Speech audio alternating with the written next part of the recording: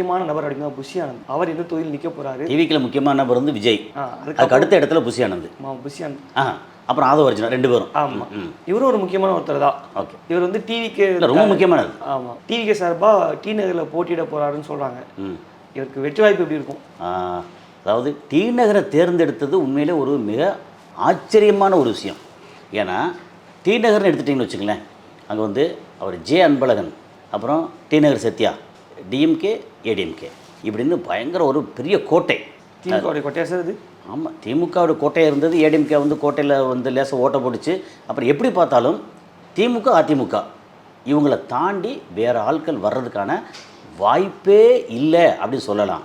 ஆனால் டிவிகேவுக்கு இளைஞர்கள் பட்டாளம் இருக்காங்கல்ல, உண்மையில் நான் பார்க்குறேன் கேட்குறேன், பெரிய அளவுக்கு இருக்காங்க. அந்த இளைஞர்கள் பட்டாளத்தோட இது நம்ம வழக்கம் போல் சொல்கிறது தான்.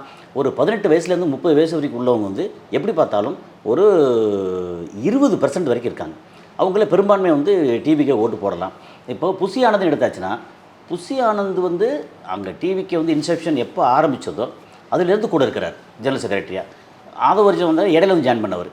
அப்போ புஷி ஆனந்த் வந்து எல்லாருக்கும் அறிமுகமான எல்லா போஸ்டர்லேயும் எல்லா இடத்துலையும் சில இடங்கள்லாம் பார்த்திங்கன்னா விஜயோட ஃபோட்டோ சிறுசாக இருக்கும், புஷி ஆனந்த் ஃபோட்டோ பெருசாக இருக்கும், அப்படிலாம் வந்துச்சு.